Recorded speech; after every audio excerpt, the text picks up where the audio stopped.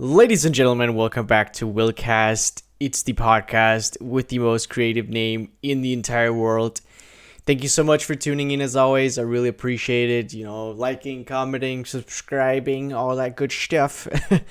I really appreciate that as always. You guys are kind. You're kind people. I really appreciate all of the support.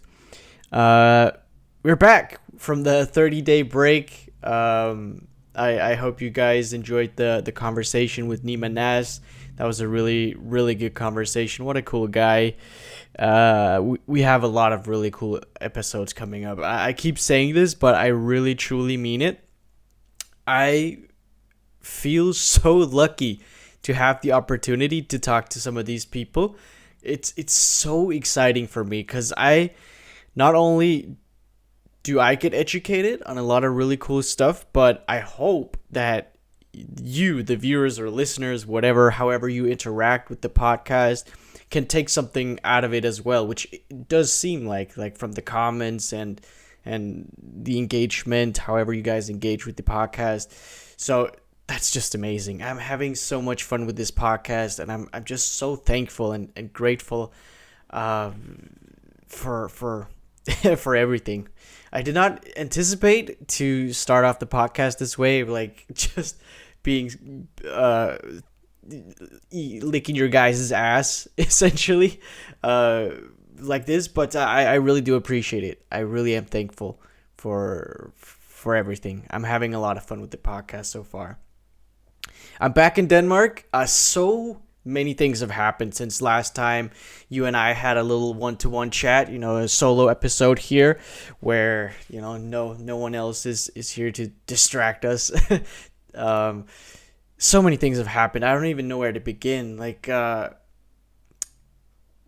I came, so maybe I should give like a backstory of this. I came home from Florida. I was in Florida, Miami, or Boca Raton. Actually, it's a smaller city, a few like 40 minutes from Miami, maybe by car. Came home 4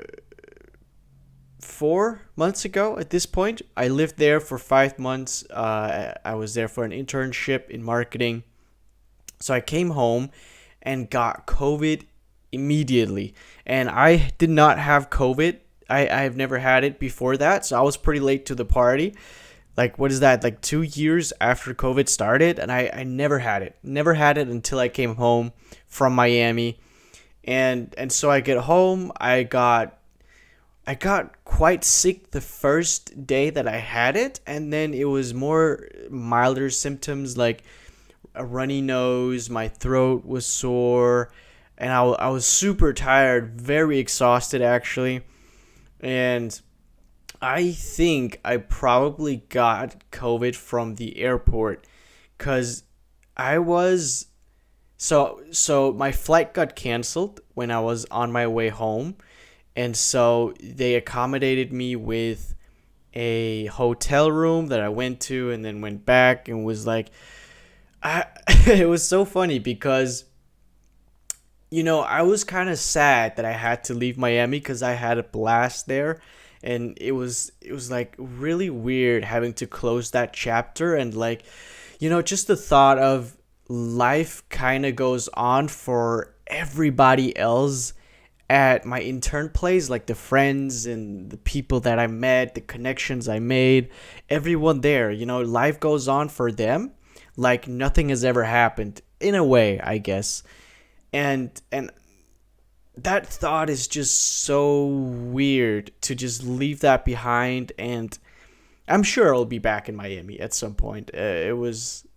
Miami is amazing. Just Florida in general. God, I really like that state.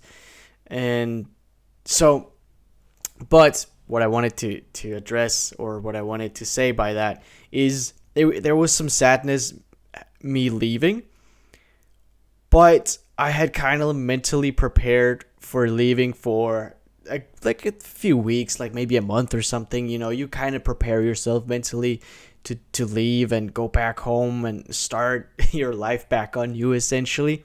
So I was ready to go home, and I get in the airport, and I was exhausted because it was in the early morning, I believe. Or was it? I might have been in the evening. I don't even remember now. I just remember being so exhausted and tired and just ready to go home. I was ready to go home. They canceled my flight, and so many things went wrong that day. They canceled the flight. I had to wait hours to get my luggage back. And so they tell me that there will be buses waiting outside the airport, shuttle buses to take me to the hotel. Okay, that's cool. I go outside, I wait for the buses, and there were other buses that came to pick up other people to other hotels because they were going on the same flight that I was. But of course, like I guess like one hotel can't accept this many guests from a canceled flight because that's a lot of people. Like hundreds of people go on a plane, right? Especially one of those giant commercial airplanes. So people went to different hotels. Buses came, picked up people to go to different hotels, blah, blah, blah. I was just left there waiting for my bus. It never came. I waited hours again after waiting hours for my luggage. I waited hours for my bus to come to pick me up, take me to the hotel where I was able to sleep for a few hours before I had to wake up and go back to the airport to catch my new rebooked flight that was in the very early morning. So yeah, I was meant to leave in the evening or at night for my original flight. They rebooked it for very early morning the next morning. So even if my bus had come like immediately, I probably wouldn't have gotten much sleep because I had to leave early again. Anyway, my bus never came, which was just beyond ridiculous. I was so exhausted and annoyed and frustrated. Luckily, I had fallen in. I had got into talk with a few people that were going to the same hotel as I was, and they were frustrated too, of course. So we split a taxi going to the hotel, but none of us had cash on us, or I don't remember why we couldn't. I guess we couldn't pay. We had to pay in cash so we could split the taxi between us, I guess, because if we paid electronically, it might have been harder to wire the money somehow. I just remember we had to get cash from an ATM before we took the taxi. So we went inside the airport again to find an ATM. We look around like we were carrying huge luggage.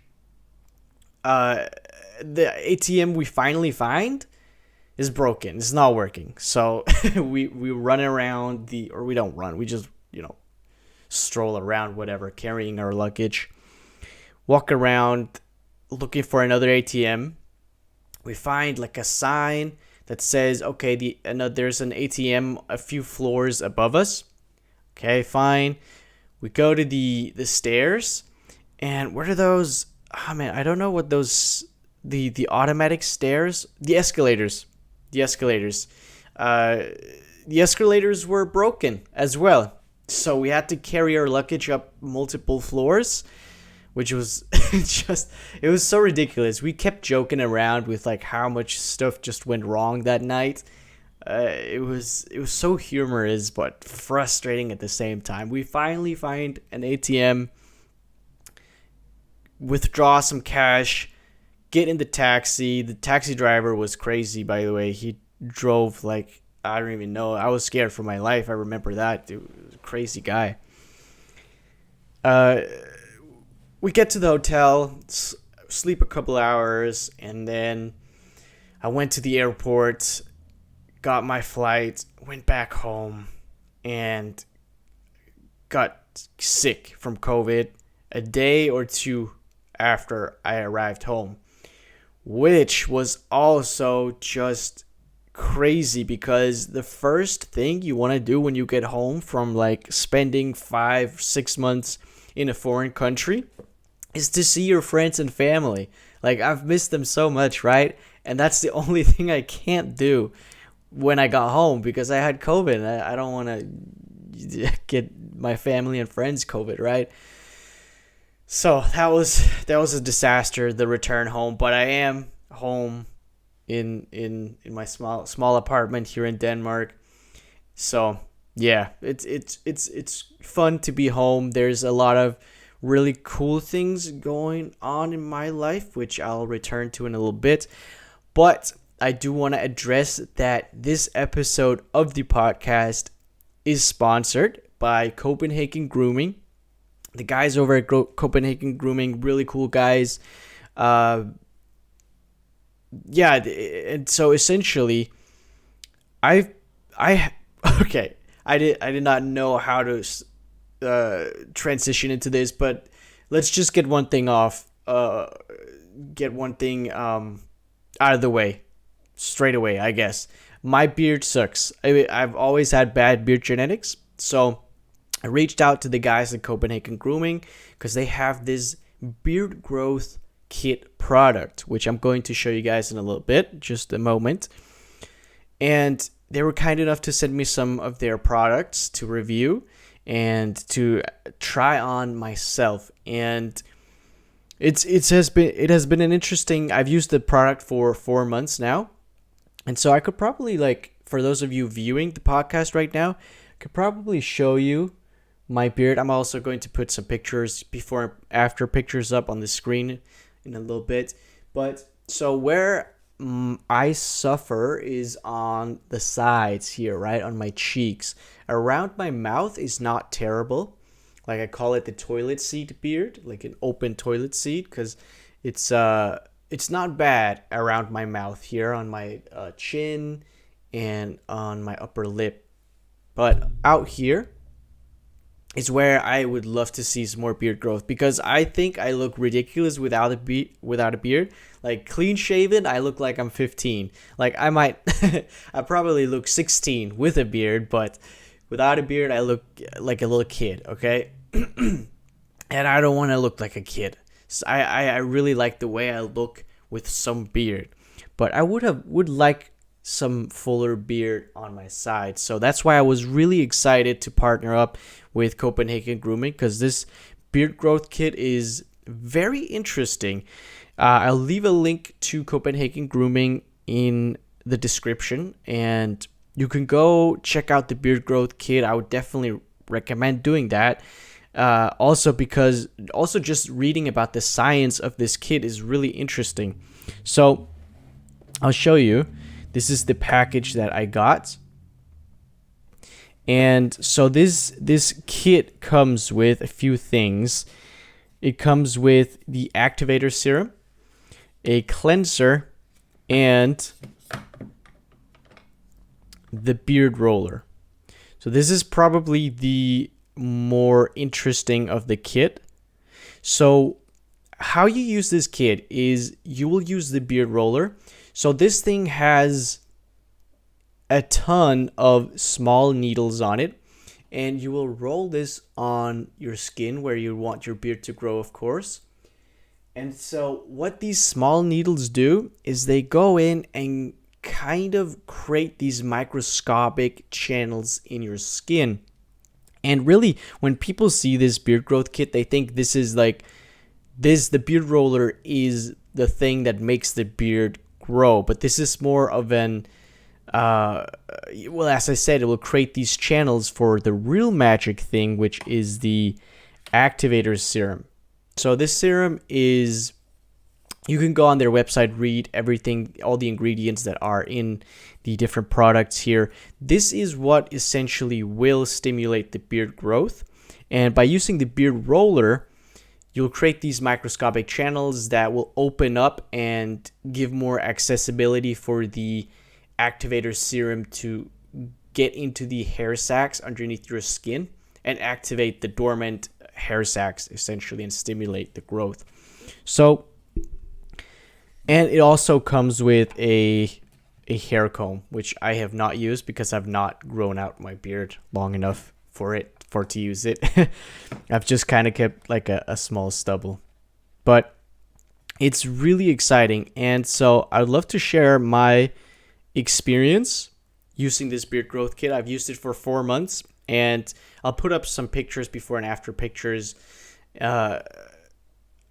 I grew out my beard for 2 weeks for this before, on the before pictures, and right now I'm also rocking a 2-week beard. And I noticed rather quickly that I got a lot of small new white hair. I don't think that I've gotten really any new darker hairs yet, but this is a process that takes time. And eventually, you see this when you first starting getting a beard, any beard at all. When you start going through puberty, you will see these small white hair on teenage boys. And that's how your beard begins, essentially. So I do believe in this product. I do believe that there are genetic limitations to beard growth, no matter if you use this or any beard growing products in general. I do believe there are genetic limitations for sure. But the reason I believe in this is the science seems really legit. And also from my own personal experience, as I mentioned, I got a lot of white and light hair on my chins that weren't there before, and those came rather quickly. So my assumption is that those are hair that are from these dormant hair sacs. Again, I will link to Copenhagen Grooming in the description. I will highly recommend you check out not only the beard growth product, but also they have a lot of they have written and made videos about the science behind this beard growth product kit, and the ingredients and the beard roller, how everything works. It's super fascinating and really interesting. So if you are like me and have a hard time growing a proper beard, I would highly recommend you check out Copenhagen Grooming. And also the people there from Copenhagen Grooming are so nice. If you have any questions for them, they're more than happy to answer. So yeah, that's it about the beard. That's why I am rocking a little bit of a longer beard right now than I would normally. It's kind of to show it off, I guess. There's still a lot of bald spots and it's not very dense, but there's definitely room for improvement for me. I'll continue to use this beard kit and see where it will take my beard. So yeah, thank you once again, Copenhagen Grooming, for sponsoring this episode of the podcast. That's cphgrooming.com, cphgrooming.com, or link in the description. Thank you so much again. Super cool. Allow me, pardon my French, to just sip a little bit of water. I found out I'm drinking out of a coffee mug, even though it's water, because I found out that it's much better for the podcast. It's like it's much more soundless, whereas like the water bottles, I have to screw off the cap of the water bottle and makes a lot of noise in the microphone. So but these mugs are soundproof. They don't make as much sound when I'm on the podcast. So yeah, I wanted to mention real quick, while I'm plugging, we are on Twitter, Instagram, TikTok. We're slowly expanding where the podcast is getting distributed. Something I noticed when I came back to Denmark is all of a sudden I was not able to. So I use Anchor FM to distribute my podcast to Spotify, and their video feature is not available to Danish people. And so while I lived in the US, in Florida, I was able to upload video podcasts to Spotify, but when I came home, that feature was gone, which is frustrating. So now we don't have video on Spotify, but I'm sure we're gonna get it eventually, and I will update every single episode that does not have a video on Spotify once we get that feature back. But that's just frustrating. So right now, the only video format or the only place you can watch the podcast, if you want to watch my beautiful face, is on YouTube. So yeah, I thought that was really interesting that a feature I had used already just now got taken away from me because I moved back to Denmark.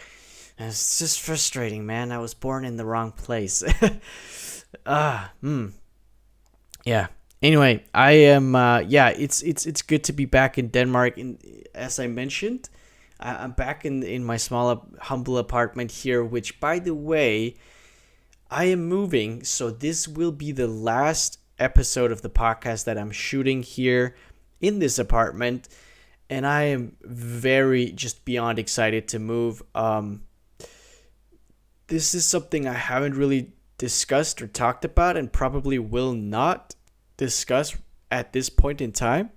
Probably at some later time, I might be more willing to open up about it, but the living conditions here where I am living right now are not great. So getting away from this place and into another that's just way more suitable for me. It's amazing. I've just been beyond excited about it, and apartments don't exactly grow on trees, so it's been kind of hard, and you can't really be picky if you want to move. So it's a even smaller apartment than I live in right now, but it's away from here, essentially. That's probably all I'm gonna say about that, and it's nice, and I think it's also going to allow me to up the quality production of this podcast in a way. I have a few ideas for how to improve the podcast once I move, which is going to be exciting. I'm working really hard on this podcast, and I'm going to try my absolute best for the next couple of years to get an episode out at least once every other week. Just know that I might not be able to always, because I'm one person doing this, and you might not, you guys obviously don't see everything that happens behind the scenes, but one person running a podcast like this, it's a lot of work. And I do other stuff besides this podcast. There's all the pre-production, reaching out to the amazing people that are starring in the podcast episodes, doing a lot of networking, connecting with people, and then preparing, like doing research on those people, preparing, setting up lights, the video, making sure that all the technical things are great, and then the fun stuff, which is actually shooting the podcast, having amazing conversations with people, the post-production, thumbnails, clips, and shorts, which takes a lot of time to edit, the distribution part or the exhibition part, coming up with good descriptions, hashtags, finding networking with people again, like the viewers, the listeners, which is also really fun. Actually, there's a lot to it, and I'm not complaining at all. I don't want to make it sound that way. I just want to preface that I will try my absolute best to get a podcast episode out every other week, at least. If possible, I would love to do more than bi-weekly, but just know that sometimes it might not be possible. But yeah, that's what I wanted to say. Sure. Something I wanted to address in this podcast as well. I did the keto diet, which I talked about in the previous solo episode, right? Un momento, por favor. See, I know Spanish. I'm cultural. I had Spanish classes in high school, Did I do Spanish for 3 years? I think so. And I did Duolingo a little bit. This is something that's so scary about human beings. It's like your brain is like a hard drive. Or not even actually, because a hard drive will keep and store things for you. And it won't delete it by itself. But your brain will sort of, in a way, delete information. I was not bad at Spanish while I did it in high school. Like, I got decent grades, and I was actually one of the lessons that I really enjoyed. And I did pretty well, and then I did Duolingo, and then not even a year later, like maybe even 6 months or something like that, after like I didn't use Spanish at all after high school, and then now it's gone. Like, it's completely gone. Like, I barely remember any Spanish, which is scary, right? That your brain only has a certain capacity to store a certain amount of information. And if you don't regularly recall that information, your brain will sort of just throw it out to replace it with something else. And I guess it doesn't actually throw it out, not all of it. In some cases, I guess it does, but just like riding a bike, I guess it's muscle memory. Even though you haven't ridden a bike for years, most people still know how to ride a bike once they jump on it, right? And it's the same thing with learning a new language, I guess. Because what I noticed was when I moved to Florida, there was a lot of Spanish speaking people at my workplace, at my internship place. And, they tried to teach me Spanish a bit. And slowly but surely, like, the Spanish that I had learned in high school slowly resurfaced slightly in my brain. But without their help and with I would never have been able to speak a slight bit of Spanish again. This was a complete sidetrack. I apologize, ladies and gentlemen, but this is something like this is how my brain works. Like, I think of something and then I just deeply obsess about it, like how your brain works. I'm so fascinated by the way it stores information. And like I talked to my mom about this the other day, how I think your brain essentially is the brain waves, or the brain makeup, maybe, like, is essentially almost like computer code, which is why a lot of scientists believe that we will be able to store consciousness on like a USB drive and then download consciousness and upload it again.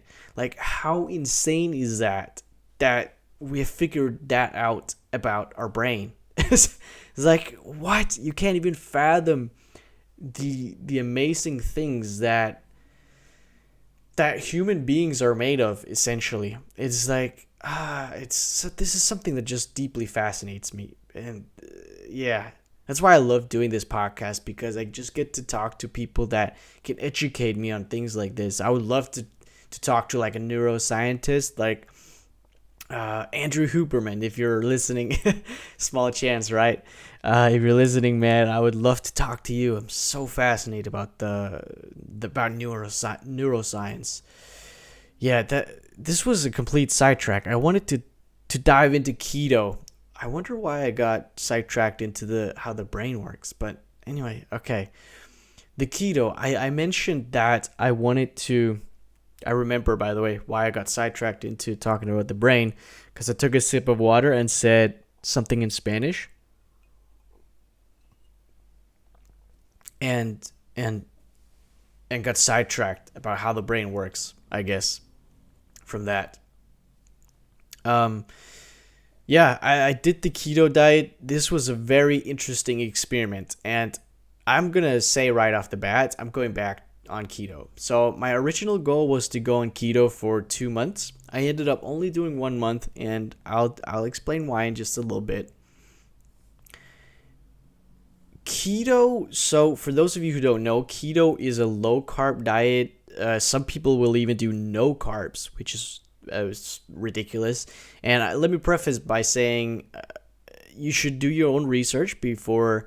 You always do your own research, not just when listening to me, even when listening to professionals like talking about stuff. Like, do research and hear things from multiple perspectives. I just want to preface by saying I'm not an expert on keto at all. I'll just talk about the research that I've done and my understanding of keto and my own experiment with it. So doing no carb keto is probably it would be ideal.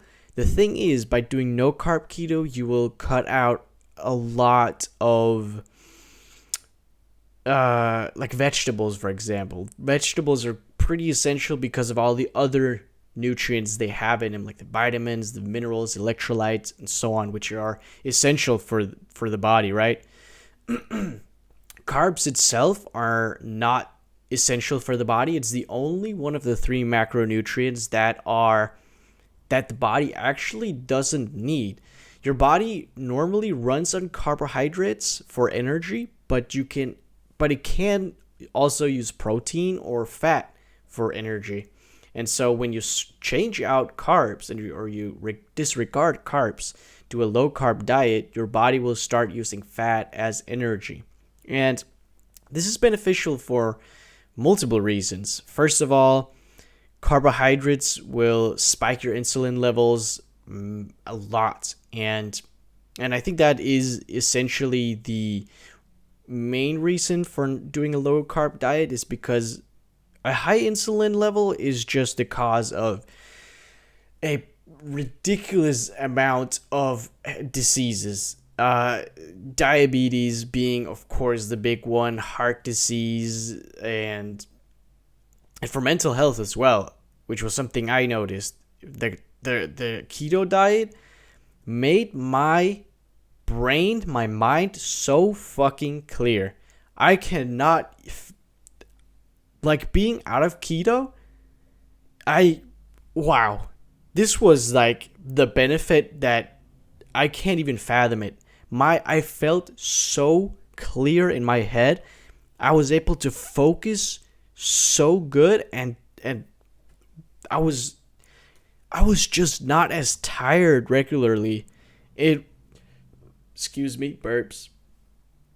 It was incredible how much it cleared my head going low carbs. It was really strange. Now, this was one of the benefits that I was aware of that people have talked about getting, but having never tried to feel this way before, you don't know.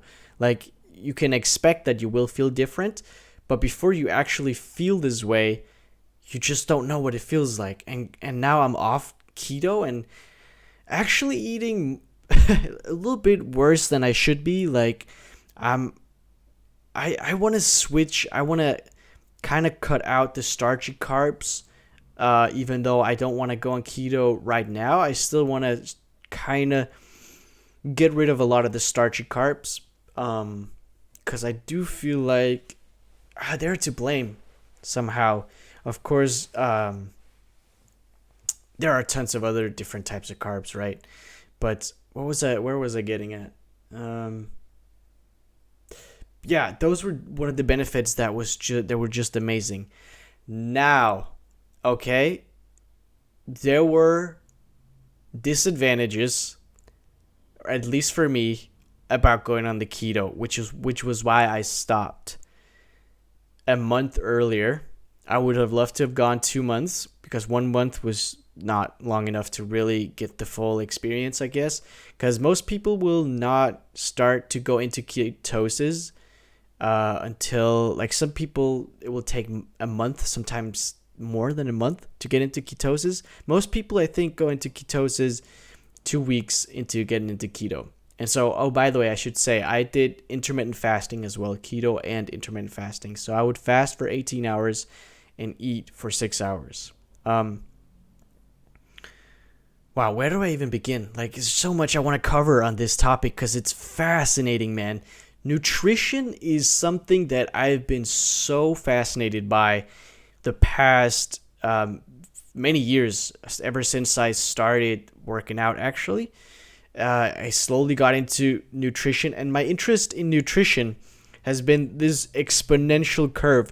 The more I learn about nutrition, the more fascinated I get about it. There's just an endless amount of information about it, and it is fucking insane how much it affects your body, your mental health, everything. It is beyond crazy, and people, you should, if you don't already think about your nutrition, you should really start to look into it. And I understand it's one of those things that, because there is just an endless amount of information out there, both false information, information that is correct, and information that we don't necessarily even know if it's correct or not. Because there's just so much information about nutrition out there, it's overwhelming, and I get it, okay? I get it. It's so overwhelming for me as well. I feel like every time I think that, okay, I know quite a lot about nutrition, like a new subject will surface and that I've never even heard about, and I'll be like, wow, I know nothing. It's like, so people don't have time to look into nutrition because, okay, now, eating healthily, okay, you should eat pasta, vegetables, get your protein, fat, and carbs. Like, that's like the basis that we've been told always. Okay, wait, now there's keto, where you shouldn't eat carbs all of a sudden. Like, and it's overwhelming is what I'm trying to get at. And I understand that people don't have time or the mental capacity to think about nutrition this heavily on a daily basis. People are busy and they're tired from working.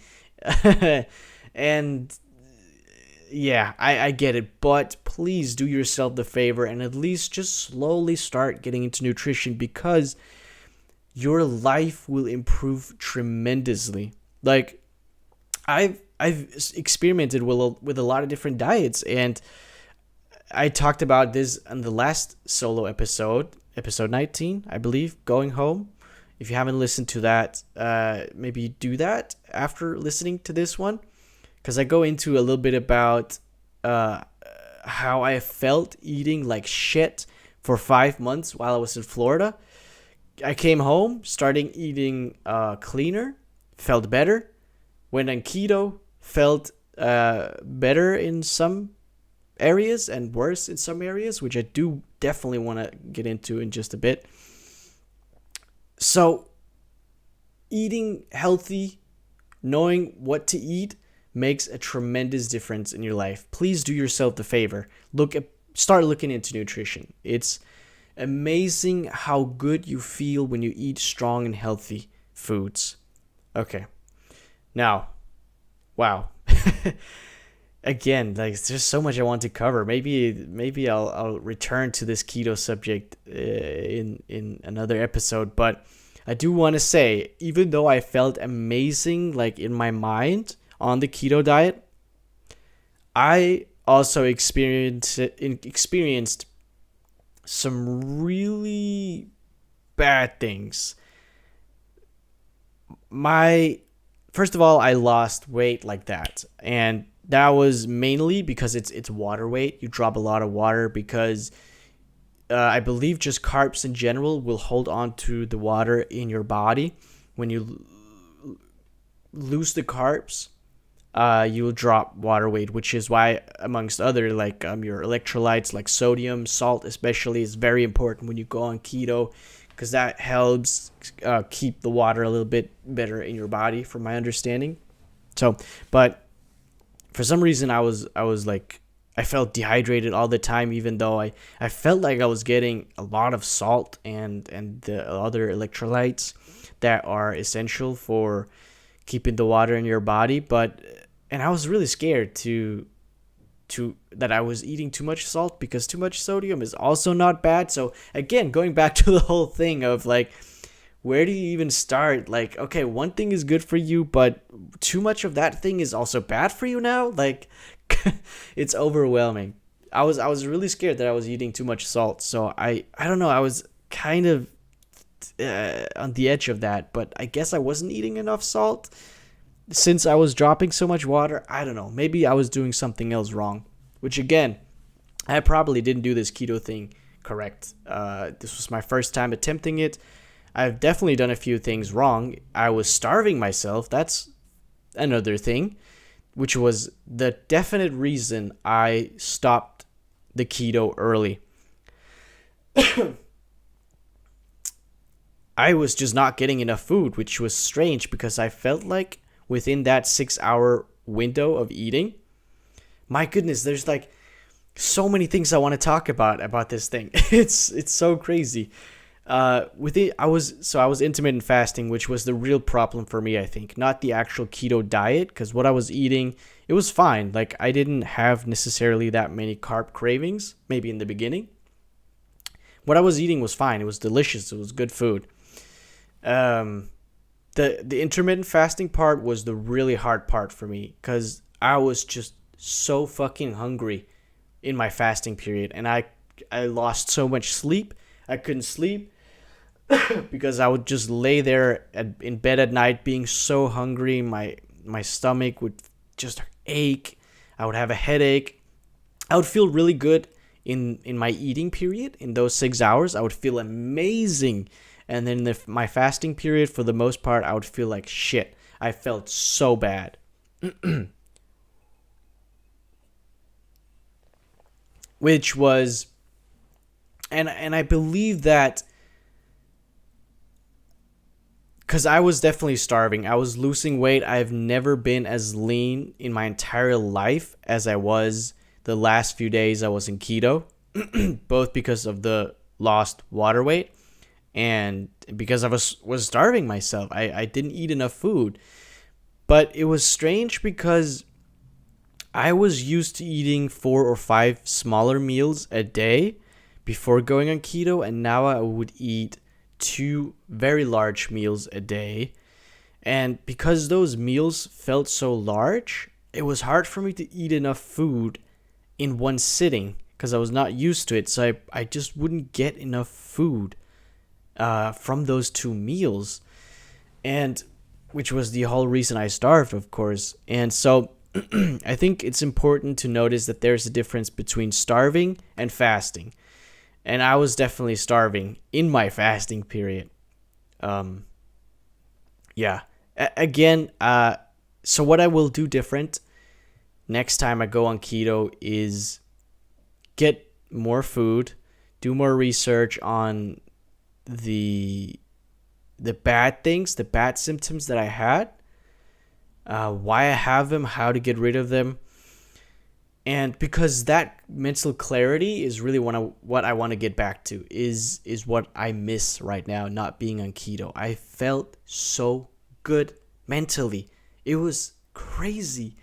I just don't, like, I've been missing out my entire life. And again, and this is where I'll end this thing here, because I'm going over time on this topic, but there's just so much to discuss. And I would love to talk to a keto specialist or scientist, expert, whatever, about this topic, because, man, it's fascinating. It is really, really deep. There's so much to this low-carb diet.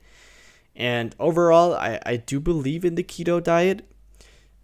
I think the intermittent fasting is the part that is going to be the hardest for people, because a low carb diet is really not that hard. Like, the food you eat is pretty delicious. Like, high fatty food is delicious. You know, bacon and eggs, a lot of meat. Meat is always delicious. I will never go vegan. Actually, I will. I want to try the vegan diet as well. I love experimenting with diets. I want to try that at some point, see how I feel. Okay. Yeah, this is where I'll end off this topic or this discussion with myself, essentially. Do your own research before you jump into anything in life, not just the keto diet, not just nutrition. Don't take my word for it. You might experience different symptoms or you might experience different benefits than I did on the keto diet. Please do your research beforehand. And yeah, that's it. And I think this is also where I want to end the podcast. Uh, yeah. Wow. Time flew by. That was 45 minutes. Wow. Crazy. Man, I'm really excited to be back from the 30-day break. I'm excited to be back in Denmark. As I said, like I didn't even cover like a lot of the things I wanted to talk about in this episode, but hey, there's a lot more episodes coming at your face in the future. And hey, I was about to say something philosophical right now, but I can't think of anything. Thank you so much for tuning in as always. I really appreciate it. And take it easy. Peace.